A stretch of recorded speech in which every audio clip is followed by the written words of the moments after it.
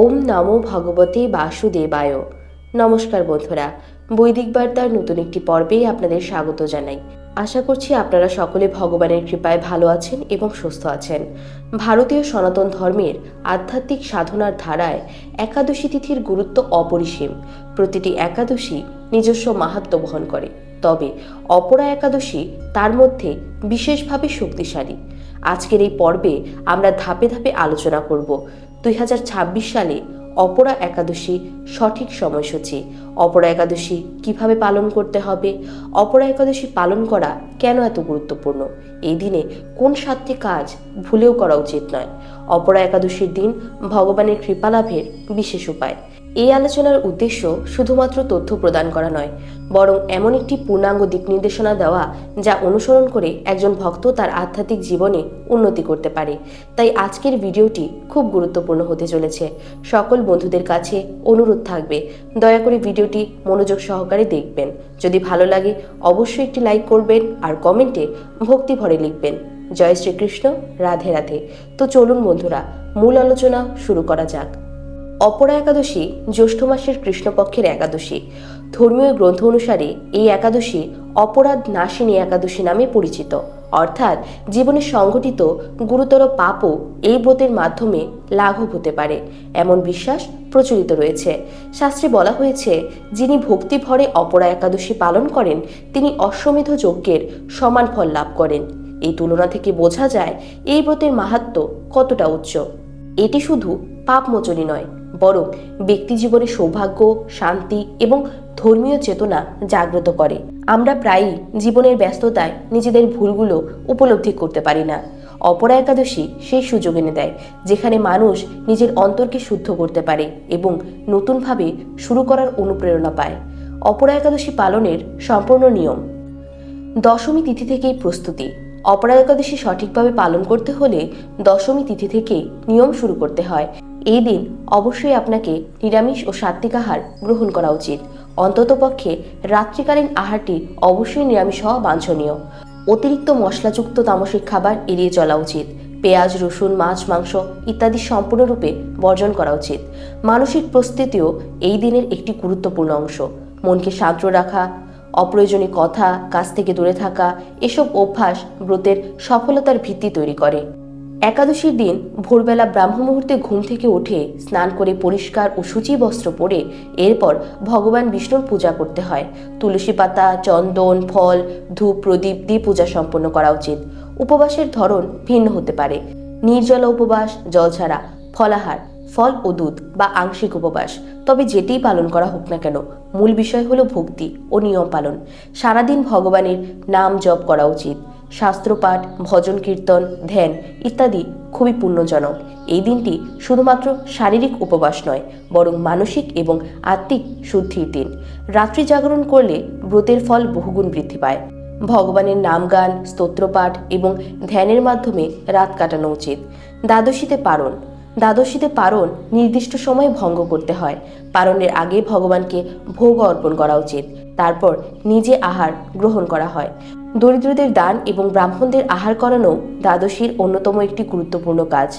অপরা একাদশী শুধু একটি উপবাসের দিন নয়, এটি আত্মশুদ্ধি, সংযোগ এবং ভগবানের প্রতি গভীর ভক্তি প্রকাশের সুযোগ। অপরা একাদশীর দিন কোন 7টি কাজ ভুলেও করবেন না। প্রথমত, মিথ্যা কথা বলা। অপরা একাদশীর দিনে সত্যবাদিতা বজায় রাখা উচিত। মিথ্যা কথা বলা শুধু একটি খারাপ অভ্যাস নয়, এটি মনকে অশুদ্ধ করে, ভক্তির পথে বাধা সৃষ্টি করে। এই দিনটি কখনোই মিথ্যা কথা বলবেন না, তাহলে ব্রতের আধ্যাত্মিক শক্তি কমে যায়। দ্বিতীয়ত, এই দিনে কোনো প্রকার কোনো নেতিবাচক ভাবনা রাখা উচিত নয়। রাগ, হিংসা, ঈর্ষা এই সমস্ত অনুভূতি মনকে অশান্ত করে, ভগবানের সঙ্গে সংযোগ দুর্বল করে দেয়। অপরা একাদশী আমাদের শেখায় ক্ষমা করতে, সহনশীল হতে, শান্ত থাকতে। যদি কেউ আপনার প্রতি অন্যায় করে থাকে, এই দিন তাকে ক্ষমা করে দেওয়ার চেষ্টা করুন। এতে আপনার মন হালকা হবে এবং ভক্তি আরও গভীর হবে। এই দিন মাছ, মাংস, ডিম, পেঁয়াজ, রসুন ইত্যাদি সম্পূর্ণরূপে বর্জন করা উচিত। এই ধরনের খাবার শরীর এবং মনকে ভারী করে তোলে এবং আধ্যাত্মিক সাধনায় বাধা সৃষ্টি করে। চতুর্থত, পরনিন্দা ও সমালোচনা। অন্যের দোষ খোঁজা, সমালোচনা করা এই দিন একেবারেই উচিত নয়। এটি শুধু অন্যকে কষ্ট দেয় না, বরং নিজের মনকেও কলুষিত করে। অপরা একাদশী আত্মবিশ্লেষণের দিন, তাই অন্যের ভুল নিয়ে না ভেবে নিজের ভুলগুলো নিয়ে চিন্তা করুন, তা সংশোধনের চেষ্টা করুন। পঞ্চমত, অলসতা এবং সময় অপচয়। এই দিনটি ভক্তিমূলক কাজে ব্যয় করার জন্য নির্ধারিত। ভগবানের নাম জপ, শাস্ত্রপাঠ, ধ্যান, জ্ঞান এইসবে সময় ব্যয় করলে মন পবিত্র হয় এবং ব্রতের ফল বৃদ্ধি পায়। ষষ্ঠত, শারীরিক ভোগ। অপরা একাদশীর দিন ব্রহ্মচর্য পালন করা অত্যন্ত গুরুত্বপূর্ণ। এই দিন ইন্দ্রিয় সংযমের মাধ্যমে আত্মাকে শুদ্ধ করার চেষ্টা করা হয়। শারীরিক ভোগ থেকে বিরত থাকলে মন ও আত্মা ভগবানের দিকে বেশি মনোনিবেশ করতে পারে, তাই ব্রতের এটি গুরুত্বপূর্ণ দিক।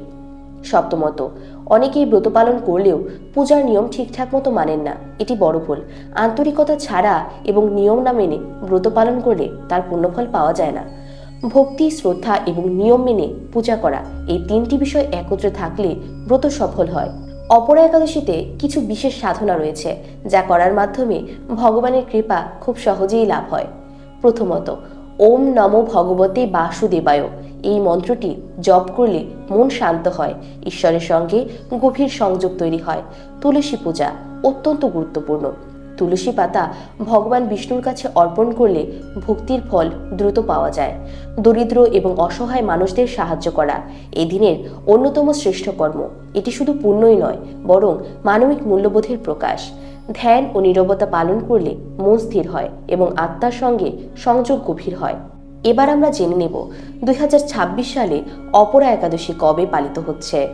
জ্যৈষ্ঠ মাসের কৃষ্ণপক্ষের একাদশী তিথি শুরু হচ্ছে 12ই মে 2026 মঙ্গলবার দুপুর 2:52। এই তিথি শেষ হবে 13ই মে 2026 বুধবার দুপুর 1:30। উদয়া তিথি অনুসারে অপরা একাদশীর ব্রত 13ই মে 2026 বুধবার পালন করা হবে। অপরা একাদশী ব্রতের পারণ 24শে মে 2026 বৃহস্পতিবার। পারণের শুভ সময় সকাল 5:31 থেকে সকাল 8:14 পর্যন্ত।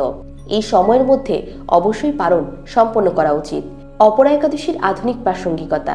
আজকের ব্যস্ত জীবনে অপরা একাদশী আমাদের একটি বিরতি দেয়, নিজেকে সুন্দর করে গুছিয়ে নেওয়ার, মানসিক চাপ কমাতে সাহায্য করে, আত্মনিয়ন্ত্রণ বাড়ায়। উপবাসের মাধ্যমে শরীর ডিটক্স হয় আর ভক্তি মনকে পবিত্র করে। এই দুইয়ের সমন্বয় একজন মানুষকে সম্পূর্ণ সুস্থ এবং সচেতন করে তোলে। অপরা একাদশী শুধুমাত্র একটি ধর্মীয় ব্রত নয়, এটি একটি আধ্যাত্মিক যাত্রা।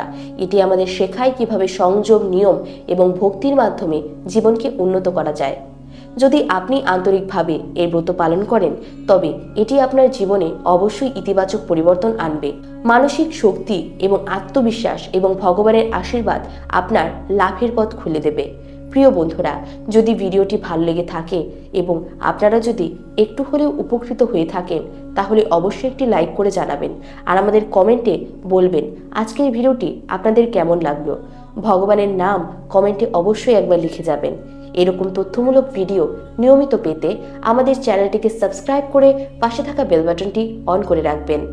সকলে ভালো থাকবেন, সুস্থ থাকবেন। আপনার উপর ঈশ্বরের কৃপা সদা বর্ষিত হোক। জয় শ্রীকৃষ্ণ। রাধে রাধে।